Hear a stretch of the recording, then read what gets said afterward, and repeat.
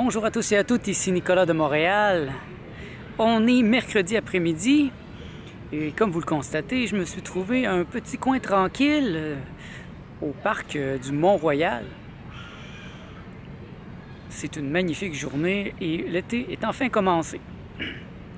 Certains d'entre vous me demandent pourquoi je ne suis pas aussi assidu qu'avant.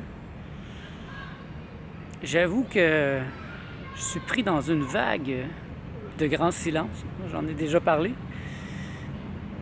Grand silence s'empare de moi.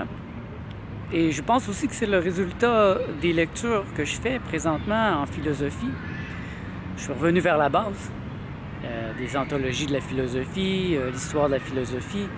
Et ça génère des réflexions vraiment profondes. C'est des réflexions de fond qui enclenchent des moments de grand silence. Donc il y a des moments où ça serait trop exigeant pour moi de revenir ici dans le monde et de vous parler.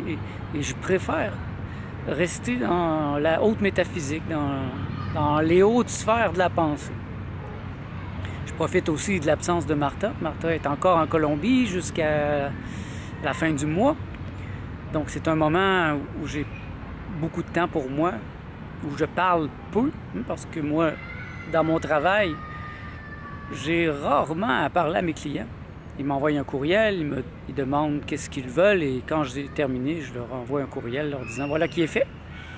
Donc c'est très rare que je vais avoir des interactions avec des êtres humains durant mes moments de travail. Ça peut arriver, mais c'est rare. Et ces temps-ci, j'ai très peu de travail aussi. Donc mes réflexions sont au-delà des mots. Et en même temps, tantôt, je réfléchissais en écrivant mon journal, je me rendais compte à quel point je suis béni. Je suis amoureux de la philosophie. Philos veut dire ami, Sophia veut dire sagesse, donc philosophe veut dire ami de la sagesse. Et en ce sens, je suis ami, amoureux de la sagesse. Et je réfléchissais là-dessus et je me trouve béni en ce moment. Bon, vous avez vu mon discours dans les dernières vidéos, en particulier quand je vais chez André. Je le crie tout haut, je me sens béni dans le sens que je reste à 10 minutes d'un des plus grands philosophes de l'histoire qui est boudé par les Québécois, qui n'est pas reconnu même par les Français, par le monde de la philosophie. Donc il est caché. C'est le secret le mieux gardé de la philosophie. Et là, moi je suis à côté, j'ai accès à cet homme qui a beaucoup de temps et qui peut répondre à toutes mes questions. C'est vraiment un génie de la philosophie, un docteur en philosophie, avec une mémoire photographique, donc. Il la connaît, son histoire de la philosophie. Il l'a dépassée. Bien sûr, j'aimerais avoir plus de gens qui iraient le voir et avec qui je pourrais discuter. C'est pour ça d'ailleurs que j'avais créé le mouvement jovialiste à l'époque, il y a quelques années. Mais ça me demandait tellement de travail. Il aurait fallu que je fasse tout moi-même, que j'ai décidé de reculer et de parler en mon propre nom, au lieu d'un organisme sans but lucratif, d'une communauté qui ne m'avait pas impressionné plus qu'il faut. Il ne m'avait pas invité à aller plus loin. Mais je demeure avec ce désir brûlant d'apprendre en philosophie. Et bien, je peux étancher ma soif parce que là, je peux d'un côté étudier. Et c'est ce que je fais principalement, présentement. C'est même pourquoi je ne fais pas de vidéos à tous les jours. Parfois, je suis tellement intéressé par ma lecture. Là, présentement, je suis en train de lire un livre qui m'a été suggéré par André, qui s'appelle « La philosophie contemporaine en Europe » par Bochenski, quelque chose comme ça.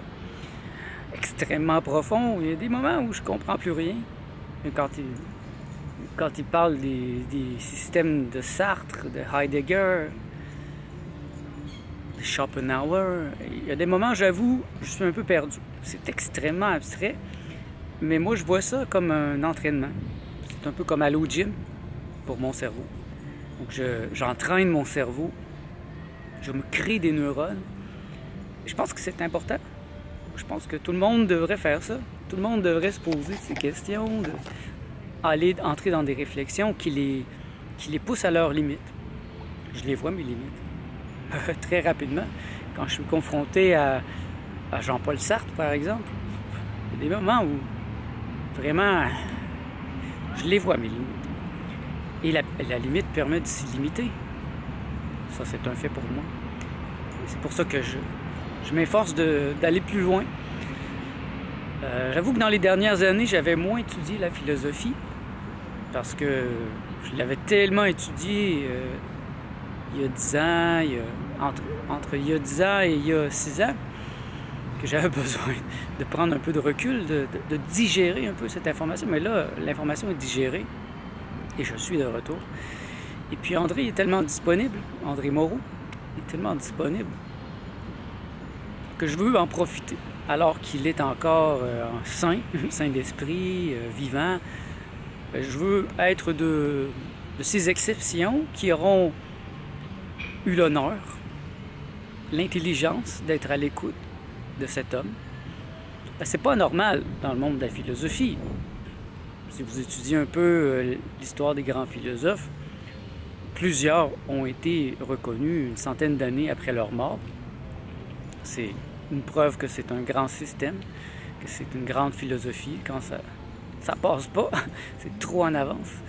Et je pense que c'est le cas de la philosophie jovialiste.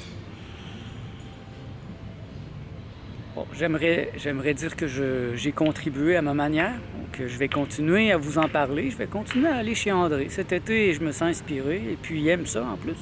Il adore ça.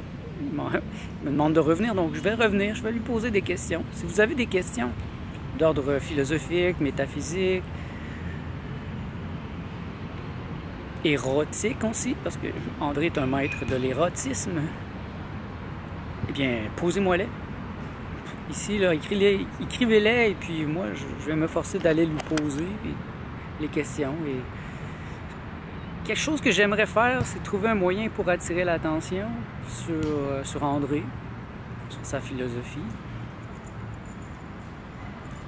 Tantôt, j'essayais de lister des questions, pas des questions, mais des moyens que je pourrais utiliser pour attirer l'attention. Peut-être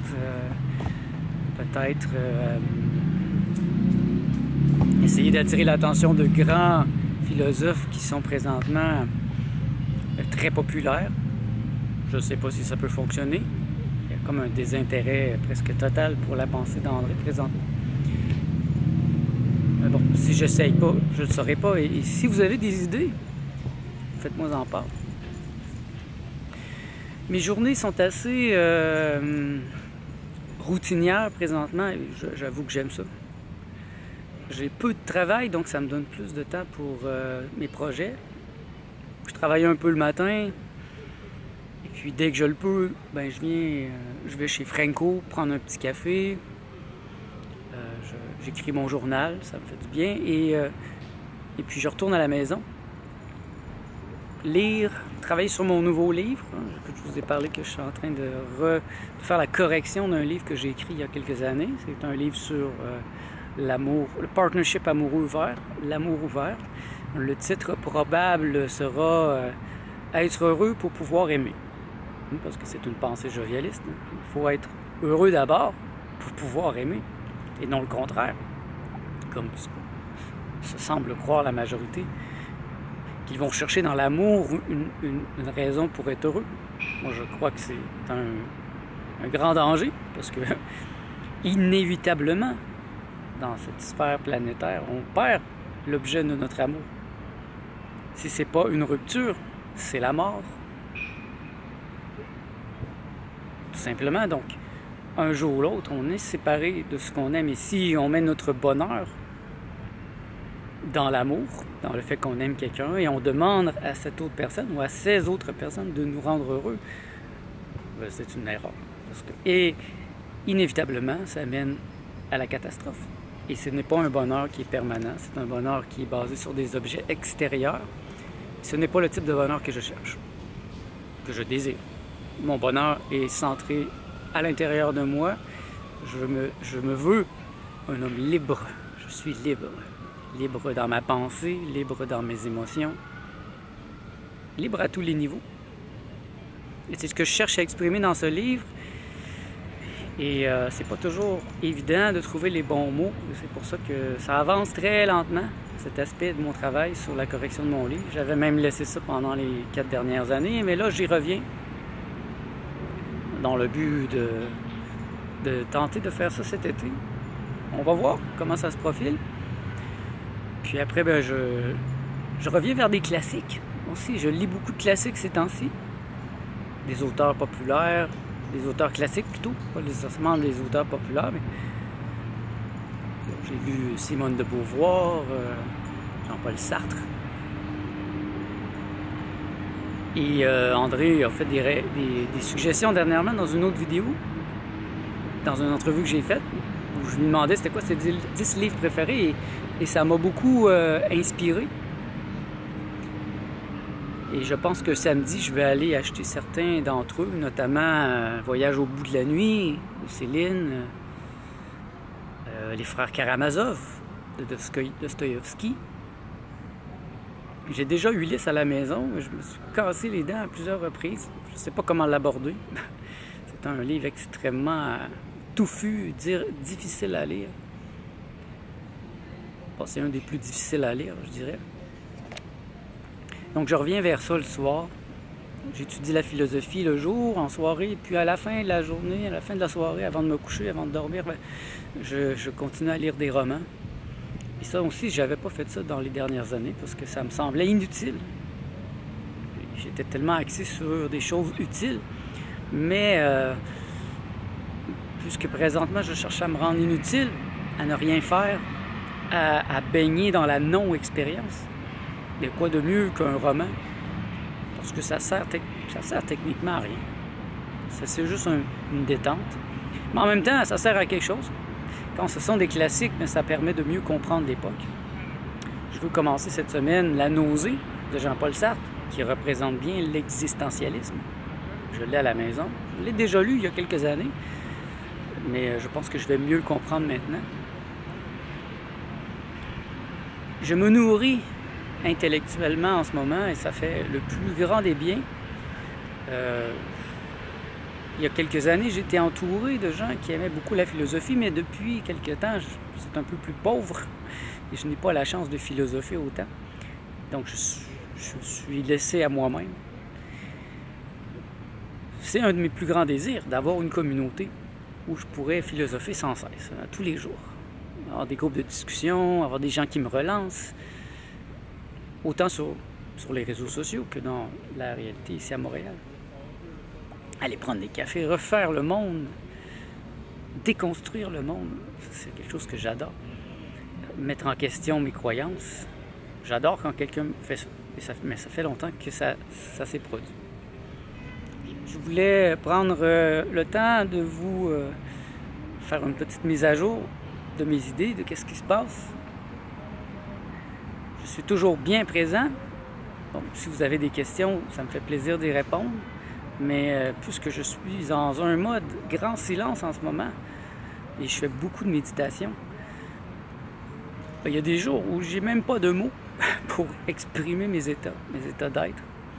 Et je préfère rester silencieux, méditer, que de faire une vidéo. Mais ce sont des cycles. Je pense que c'est important de comprendre les cycles dans la vie. Je comprends bien mes cycles.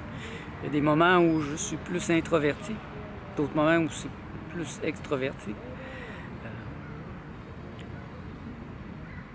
Sous-jacent à ça, il y a un bonheur profond. Je suis heureux, je suis profondément heureux. J'aime ma vie, j'aime Montréal. J'aime la vie que je me suis créée. Ah, bien sûr, il manque des petites choses. Il y a plein de petites choses que j'aimerais avoir, mais dans l'ensemble, je suis satisfait de ce que je suis, satisfait de ce qu'il y a encore à faire dans le futur. J'ai encore beaucoup d'années pour réaliser des projets. Donc, ne vous en faites pas. Tout va bien de mon côté. Si vous avez des questionnements, faites-moi en part. Je pourrais y répondre si ça touche des points de mes réflexions. Et puis, bien, voilà. C'est sur ça que je vous laisse aujourd'hui. Merci d'être à l'écoute. On se revoit dans le prochain vlog.